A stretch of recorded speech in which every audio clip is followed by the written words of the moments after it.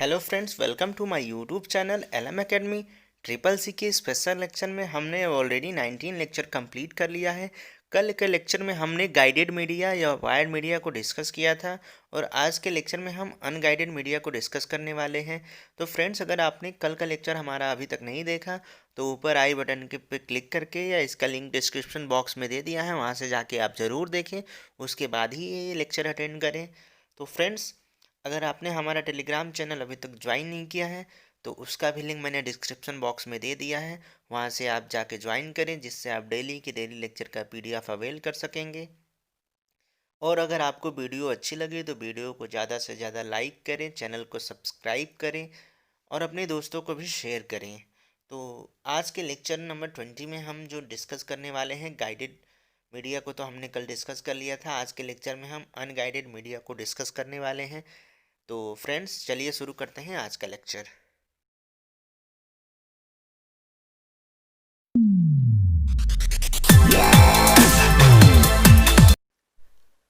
तो फ्रेंड्स, ये हमारा लेक्चर नंबर 20 है। इसमें हम कंप्यूटर कम्युनिकेशन एंड नेटवर्क को डिस्कस कर रहे हैं, जिसमें हमने कल जो डिस्कस किया था वो गाइडेड मीडिया यानी वायर्ड मीडिया को डिस्कस किया था। आज के लेक्चर में हम अनगाइडेड मीडिया या वायरलेस मीडिया जिसको बोलते हैं उसको डिस्कस करने वाले हैं। कल के टॉपिक में हमने fibre optics cable, coaxial cable, ये सारा हमने डिस्कस कर लिया था। अगर आपने वो नहीं देखा तो ऊपर आई बटन पर क्लिक करके या इसका लिंक डिस्क्रिप्शन बॉक्स में दे दिया है, वहाँ से जाके आप ज़रूर देखें, उसके बाद ही ये लेक्चर ज्वाइन करें। तो चलिए शुरू करते हैं आज का लेक्चर।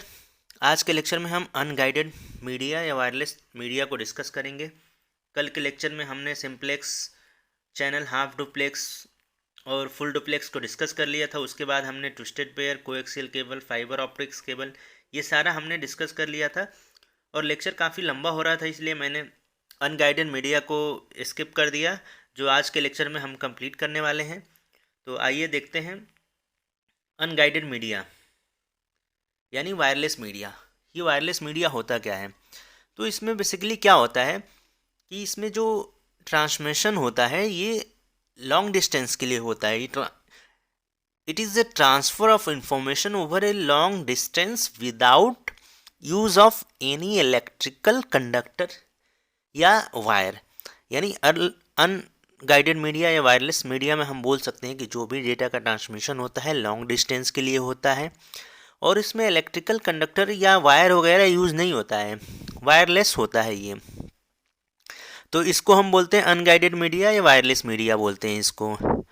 और डेटा का ट्रांसमिशन होता है ये वायरलेस होता है और ये लॉन्ग डिस्टेंस के लिए होता है। तो इसमें हम एक एक करके डिस्कस करने वाले हैं कि कौन कौन से ट्रांसमिशन होते हैं। तो इसमें सबसे पहला जो हमारा है रेडियो वेव ट्रांसमिशन है। तो हम रेडियो वेव ट्रांसमिशन को डिस्कस करते हैं। तो रेडियो वेव ट्रांसमिशन बेसिकली होता क्या है?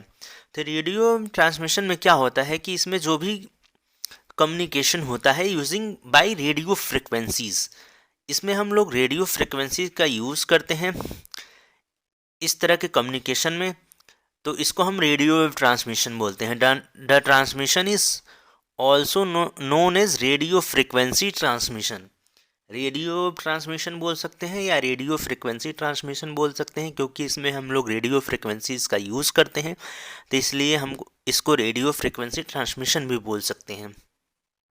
और बेसिकली इसमें होता क्या है? बेसिकली क्या होता है कि इसमें ओमनी डायरेक्शनल रेडियो वेव्स जो एंटीना होता है, ओमनी डायरेक्शनल, ये हमारे सिलेबस का पार्ट नहीं है लेकिन मैं बता रहा हूँ, ओमनी डायरेक्शनल एंटीना यूज़ होता है। ये बेसिकली किस लिए यूज़ होता है? क्योंकि जो भी ट्रांसमिशन होता है ये लॉन्ग डिस्टेंस के लिए होता है।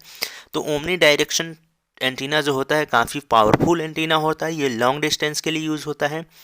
तो इसमें ओमनी डायरेक्शनल एंटीना का यूज़ करते हैं।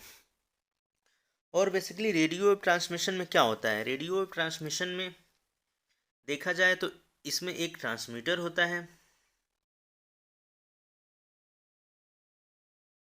ट्रांसमीटर होता है जो क्या करता है, एक ट्रांसमीटर डिवाइस होता है जो क्या करता है, हमारा ट्रांसमिट करता है सिग्नल को। एज ए ट्रांसमीटर ये क्या करता है, सिग्नल को ट्रांसमिट करता है। और एक इसमें रिसीवर होता है। इसमें दो पार्ट होते हैं, एक होता है हमारा ट्रांसमीटर और एक होता है रिसीवर। तो ये हमारा हो जाएगा रेडियो वेव ट्रांसमिशन में। अब रेडियो वेव ट्रांसमिशन में कुछ अलग से इसके टर्म देख लेते हैं रेडियो वेव ट्रांसमिशन में। तो अगर इसकी बात की जाए कि इसकी फ्रिक्वेंसी किसके किसके बीच में होती है, तो 10 सेंटीमीटर से 100 के बीच किलोमीटर के बीच में होती है। अगर इसका पूछा जाए कि रेडियो को सबसे पहले डिस्कवर किसने किया था, तो इसका डिस्कवर 1867 में मैक्सवेल ने किया था इसका डिस्कवर। तो ये एक्स्ट्रा टर्म है जिसे आप नोट कर सकते हैं, याद कर सकते हैं। और रेडियो वेव में क्या होता है, इलेक्ट्रोमैग्नेटिक वेव्स का यूज़ किया जाता है। तो ये सारी बातें हमारी रेडियो वेव्स और रेडियो ट्रांसमिशन में हो गई। इसमें बहुत सारे फ्रिक्वेंसी होते हैं, जैसे कि मीडियम होता है, स्मॉल फ्रिक्वेंसीज होती हैं। तो ये सारे हमारे सिलेबस में नहीं है, फिर भी मैं बता दे रहा हूँ इसमें क्या क्या होता है। और इसमें जो इसका जो डिस्कवर किया था मैक्सवेल ने किया था। और आइए देखते हैं इसके कुछ एडवांटेज देख लेते हैं, रेडियो वेव ट्रांसमिशन के एडवांटेज क्या हैं। तो सबसे पहला एडवांटेज क्या है कि ये जो भी हम वायर्ड मीडिया यूज़ करते हैं, जैसे हमने कोएक्सियल केबल वगैरह यूज़ किया, उससे ये काफ़ी चीपर होता है, यानी सस्ता होता है। और ये सबसे बड़ी बात ये है कि easy to use over difficult terrain, यानी कि किसी भी कंडीशन में यूज हो सकता है। ये इलेक्ट्रोमैग्नेटिक वेव से ज़्यादा प्रभावित नहीं होता है और ये मोबिलिटी प्रोवाइड करता है। तो ये सारे इसके एडवांटेज हो गए। अगर डिसएडवांटेज की बात की जाए तो इनसिक्योर कम्युनिकेशन होता है, ईजिली टैप किया जा सकता है, यानी रेडियो वेव फ्रिक्वेंसी मैच करा के आप इसको एक्सेस कर सकते हैं। तो ये थोड़ा इनसिक्योर होता है। तो ये हमारा हो गया रेडियो वेव ट्रांसमिशन। इसके हमने एडवांटेज को डिस्कस कर लिया है और इसके डिसएडवांटेज भी डिस्कस कर लिया। और इसका अगर पूछा जाए कि डिस्कवर किसने किया था, तो मैक्सवेल ने डिस्कवर किया था। आइए देखते हैं नेक्स्ट हमारा जो, देखिए रेडियो वेव में क्या होता है कि ये हमारा वेव वॉइस सिग्नल होता है, ये माइक्रोफोन के थ्रू आ रहा है हमारा और रेडियो स्टेशन पे जाता है। फिर ये क्या करता है कि ट्रांसमिशन एंटीना होता है, जैसे बताया मैंने ओमनी डायरेक्शन ट्रांसमिशन एंटीना होता है। जैसे कि हमारा सिग्नल आया है रेडियो स्टेशन पे, फिर ये रेडियो स्टेशन के बाद ये ट्रांसमिशन एंटीना हो गया, ये ओमनी डायरेक्शनल एंटीना होता है। तो ये क्या करता है कि ये सिग्नल को ट्रांसमिट करता है, यहाँ पे रेडियो रिसीवर होता है, रिसीव करता है और डिकोड करता है, फिर वॉइस सिग्नल को डिकोड करके उसको आउटपुट के फॉर्म में दे देता है। तो ये हमारा हो गया, स्ट्रक्चर हो गया कि कैसे रेडियो वेव ट्रांसमिशन होता है। अब आगे देखते हैं हमारा नेक्स्ट टॉपिक है हमारा माइक्रोवेव ट्रांसमिशन। तो माइक्रोवेव ट्रांसमिशन देखते हैं क्या होता है। तो बेसिकली माइक्रोवेव ट्रांसमिशन में जो हम यूज़ करते हैं इलेक्ट्रोमैग्नेटिक वेव्स का यूज़ करते हैं। इलेक्ट्रोमैग्नेटिक वेव्स और इसकी फ्रिक्वेंसी रेंज की बात की जाए तो आप इसकी फ्रिक्वेंसी रेंज याद रखिएगा। माइक्रोवेव की फ्रिक्वेंसी होती है जो हमारी 0.3 से लेके 300 गीगाहर्ट्ज़ तक होती है। ये कभी कभी फ्रिक्वेंसी रेंज पूछ देता है इसका, तो ये आप याद रखिएगा। 0.3 से 300 गीगाहर्ट्ज़ तक की माइक्रोवेव की फ्रिक्वेंसीज जो होती हैं। जो माइक्रोवेव होता है ये यूनिडायरेक्शनल होता है, मतलब एक ही डायरेक्शन में फ्लो करता है और ये हाई फ्रिक्वेंसियर होता है रेडियो वेव से। Microwaves have a higher frequency than that of radio waves. तो इसकी जो फ्रिक्वेंसी है हायर फ्रिक्वेंसी होती है और ये बहुत ही fastest media for data transmission होता है। तो ये रेडियो वेव से काफ़ी फास्टर होता है और इसका यूज़ किया ज़्यादा है ब्रॉडकास्टिंग में। और माइक्रोवेव में क्या होता है कि जैसे कि हम इसको प्लेस्ड कर देते हैं ऊंची ऊंची बिल्डिंगों पे, और इसमें क्या होता है कि जो इसकी जो लेंथ होती है, मतलब रेंज बोल सकते हैं, इसकी रेंज होती है 30 माइल्स और ये सेलुलर नेटवर्क में यूज़ किया जाता है। जैसे एग्जांपल इसका ले लें माइक्रोवेव का, तो माइक्रोवेव में हम देखेंगे तो सेलुलर नेटवर्क में जो मोबाइल फ़ोन नेटवर्क है हमारा, टीवी वगैरह में, तो ये माइक्रोवेव ट्रांसमिशन के थ्रू ही होता है। तो ये हमारा हो गया माइक्रोवेव ट्रांसमिशन। अब माइक्रोवेव ट्रांसमिशन का एडवांटेज देख लेते हैं। एडवांटेज क्या है? एडवांटेज में ये होता है कि using microwave communication is possible even difficult condition, यानी ये रेडियो से भी अच्छा होता है और डिफ़िकल्ट कंडीशन में भी यूज़ किया जा सकता है। तो ये हमारा इसका एडवांटेज हो गया। अब आगे चलते हैं नेक्स्ट टॉपिक पे, देखते हैं हमारा नेक्स्ट टॉपिक है जो सैटेलाइट कम्युनिकेशन है। तो सैटेलाइट कम्युनिकेशन बेसिकली इसलिए यूज़ किया जाता है कि ये लॉन्गर डिस्टेंस के लिए यूज़ किया जाता है। जैसे कि हमने रेडियो वेव्स का यूज़ किया था, वो भी लॉन्गर डिस्टेंस के लिए होता है, लेकिन सैटेलाइट कम्युनिकेशन ये वेरी लार्ज डिस्टेंस के लिए यूज़ किया जाता है। ये कंबाइनिंग फीचर होता है रेडियो फ्रिक्वेंसी ट्रांसमिशन का विथ सैटेलाइट्स। तो ये कंबाइनिंग फीचर होता है रेडियो वेव फ्रिक्वेंसी ट्रांसमिशन और सैटेलाइट का है। तो इसको बोल सकते हैं कि satellite communication work over a long distance and fast communication. तो जो सैटेलाइट कम्युनिकेशन होता है हमारा लॉन्ग डिस्टेंस के लिए यूज़ होता है और फास्ट कम्युनिकेशन के लिए यूज़ होता है। इसमें क्या होता है कि बेसिकली जो भी सैटेलाइट कम्युनिकेशन में जो भी हमारा सिग्नल सैटेलाइट ऊपर आर्टिफिशियल सैटेलाइट होती है उस पर सिग्नल रिसीव करता है, फिर उसको एम्पलीफाई करता है और एम्पलीफाई करके वापस हमारा भेज देता है, वापस रिसीवर को अर्थ पे भेज देता है। तो ये हमारा यूज़ होता है सैटेलाइट कम्युनिकेशन में। और इसमें थोड़ा एक्स्ट्रा नॉलेज लेना चाहें तो सैटेलाइट ऑर्बिट्स देख सकते हैं, कौन कौन सी सैटेलाइट ऑर्बिट्स होती हैं। तो जियो स्टेशनरी ऑर्बिट होता है, एक होता है पोलर सर्कुलर ऑर्बिट होता है, और एक होता है इलिप्टिकल ऑर्बिट। तो ये सारा हमारे सिलेबस में नहीं है, लेकिन आप नॉलेज के लिए देख सकते हैं। जियो स्टेशनरी ऑर्बिट होता है, इसमें पोलर सर्कुलर ऑर्बिट होता है, एलिप्टिकल ऑर्बिट होता है। तो ये हमारा सैटेलाइट कम्युनिकेशन में देख सकते हैं कि कौन कौन से ऑर्बिट्स होते हैं।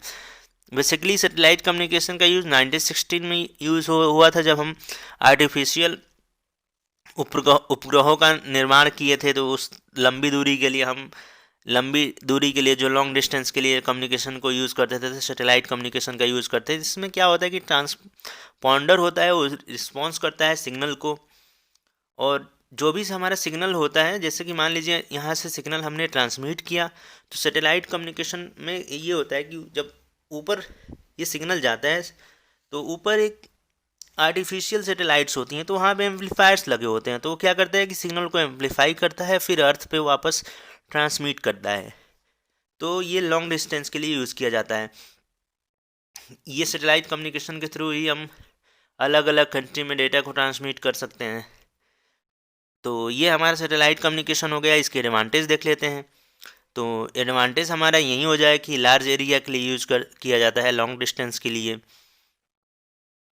ये हमारा हो गया सैटेलाइट कम्युनिकेशन। अगर डिसएडवांटेज की बात किया जाए तो डिसएडवांटेज में ये बोल सकते हैं काफ़ी कॉस्टली होता है। और सैटेलाइट कम्युनिकेशन का यूज़ टेलीविज़न पर्पज़ के लिए भी, टेलीविज़न ट्रांसमिशन में भी यूज़ किया जाता है। तो ये हमारा हो गया ओवरऑल सैटेलाइट कम्युनिकेशन हो गया। ये सारे ही वायरलेस कम्युनिकेशन या अनगाइडेड मीडिया को हम डिस्कस कर रहे हैं। तो फ्रेंड्स, अगर ये लेक्चर आपको अच्छा लग रहा हो तो वीडियो को ज़्यादा से ज़्यादा लाइक करें, चैनल को सब्सक्राइब करें और वीडियो को ज़्यादा से ज़्यादा शेयर करें। तो आइए देखते हैं नेक्स्ट जो टॉपिक है हमारा वायरलेस में। देखिए यहाँ पे सैटेलाइट कम्युनिकेशन को पिक्चर के थ्रू आप देख सकते हैं कि यहाँ पे अर्थ पे एक स्टेशन है। यहाँ से जो भी हमारा सिग्नल ट्रांसमिट होता है उसको अपलिंक बोलते हैं। फिर सैटेलाइट के थ्रू वो मॉड्यूलेट होकर हमारा अर्थ के स्टेशन पे वापस आता है, उसको डाउनलिंक बोलते हैं। तो यहाँ पे आप ये भी देख सकते हैं अपलिंक क्या होता है कि जैसे कि अर्थ से हमारा जो भी सिग्नल ट्रांसमिट होता है सैटेलाइट, तो इसको अपलिंक बोलते हैं। फिर ये एम्पलीफाई होकर वापस अर्थ पे आता है, उसको हम डाउनलिंक बोलते हैं। तो यहाँ पे आपको ये टर्म समझ में आया कि अपलिंक क्या होता है। जब हम अर्थ से सैटेलाइट पे हम जो भी सिग्नल ट्रांसमिट करते हैं उसको अपलिंक बोलते हैं। फिर यहाँ से एम्पलीफाई होकर वापस अर्थ पे आता है तो उसको डाउनलिंक बोलते हैं। तो ये हमारा हो गया सैटेलाइट कम्युनिकेशन। आगे देखते हैं नेक्स्ट हमारा टॉपिक है इंफ्रारेड वेब ट्रांसमिशन। तो इंफ्रारेड वेब ट्रांसमिशन में क्या होता है कि ये infrared waves are the high frequency wave use for short range communication. तो ये हाई फ्रिक्वेंसी वेव्स होती हैं और शॉर्ट रेंज कम्युनिकेशन के लिए यूज़ होती हैं। तो इसमें क्या होता है कि जैसे कि इंफ्रारेड वेव ट्रांसमिशन में आप अगर एग्जांपल देखना चाहें तो टीवी रिमोट इसका बेस्ट एग्जांपल है। जैसे कि आप अगर टीवी रिमोट आपने देखा होगा तो सामने की तरह इंफ्रारेड वेव्स एक एलईडी होती है, वहाँ से इंफ्रारेड वेव ट्रांसमिशन होता है और उसके थ्रू आप टीवी को कंट्रोल करते हैं। तो ये हमारा इंफ्रारेड वेब ट्रांसमिशन का एग्जांपल है टीवी रिमोट, वायरलेस स्पीकर्स वगैरह। अगर इसका एग्जांपल देखें, बेसिकली वायरलेस स्पीकर्स तो ब्लूटूथ से भी होते हैं, तो इंफ्रारेड वेब के थ्रू भी उसको कंट्रोल किया जाता है। तो ये हमारे एग्जांपल हो गए इंफ्रारेड ट्रांसमिशन के, टीवी रिमोट्स, वायरलेस स्पीकर। अगर इसके एडवांटेज अगर देखना चाहें तो एडवांटेज में हम बोल सकते हैं कि पावर कंजम्पशन काफ़ी लेस होता है, और इसमें जो सर्किटरी कॉस्ट होता है, यानी सर्किट के जो कॉस्ट होता है काफ़ी सिंपल और लो कॉस्ट का होता है। और अगर इसका डिसएडवांटेज अगर देखना चाहें तो इसके लिए लाइन ऑफ साइट की रिक्वायरमेंट है, शॉर्ट रेंज होता है, सबसे बड़ा इसका डिसएडवांटेज है शॉर्ट रेंज है। आप देखेंगे तो टीवी रिमोट का जो रेंज होता है मैक्सिमम 10 to 15 मीटर्स का ही होता है, तो ये काफ़ी शॉर्ट रेंज है, इसका लिमिटेशन में आप बोल सकते हैं। तो ये हमारा हो गया इंफ्रारेड वेब ट्रांसमिशन। अब आगे चलते हैं, नेक्स्ट देखते हैं। नेक्स्ट है हमारा ब्लूटूथ। तो ब्लूटूथ में क्या होता है कि ब्लूटूथ ये हमारा वायरलेस टेक्नोलॉजी है, use for exchanging the data over A short distance. Bluetooth भी हमारा शॉर्ट डिस्टेंस के लिए होता है, डेटा को एक्सचेंज करने के लिए। ये बेसिकली जो ब्लूटूथ है पैन में यूज होता है, इसको हम पैन भी बोलते हैं, पर्सनल एरिया नेटवर्क। तो ब्लूटूथ हमारा क्या करता है, पैन को क्रिएट करता है, पर्सनल एरिया नेटवर्क को क्रिएट करता है, और उसके बाद ही ये डेटा को ट्रांसमिट करता है with in way limited time and short range के लिए होता है बेसिकली ये। और इसका जो डिस्कवर किया था सबसे पहले एरिक्सन ने, एरिक्सन एक टेलीकॉम कंपनी है, उसने डिस्कवर किया था 1994 में। तो ब्लूटूथ का अगर डिस्कवर पूछा जाए कब डिस्कवर हुआ था, 1994 में डिस्कवर हुआ था। ब्लूटूथ को एरिक्सन ने सबसे पहले डिस्कवर किया था, एरिक्सन ने डिस्कवर किया था, कब किया था ब्लूटूथ को, 1994 में। और ब्लूटूथ क्या करता है कि शॉर्ट रेंज में ही डेटा ट्रांसमिट करता है, शॉर्ट रेंज में ही डेटा को ट्रांसमिट करता है, और ये एक क्रिएट करता है, पैन क्रिएट करता है। पैन का फुल फॉर्म क्या हो जाएगा, पैन हमारा हो जाएगा, पैन क्या हो जाएगा, पर्सनल एरिया नेटवर्क। तो ये आप याद रखिएगा, पैन का फुल फॉर्म क्या होता है हमारा, पर्सनल एरिया नेटवर्क। तो ये क्रिएट करता है पर्सनल एरिया नेटवर्क को और डेटा को ट्रांसमिट करता है। तो ये ब्लूटूथ हो गया हमारा। इसका एडवांटेज देखना चाहें तो बेसिकली ये एडवांटेज लो कॉस्ट का होता है, ये बोल सकते हैं आप। अगर डिसएडवांटेज की बात किया जाए तो बैटरी कंजम्पशन काफ़ी, अगर आप अपने मोबाइल में ब्लूटूथ को ऑन रखते हैं तो बैटरी कंजम्पशन काफ़ी फास्ट हो जाता है, और डेटा ट्रांसमिशन काफ़ी स्लो होता है इसमें, ये एक डिसएडवांटेज बोल सकते हैं आप इसका। तो ये हमारा सारा wireless wireless guided media, unguided media था, तो इसको हमने डिस्कस किया।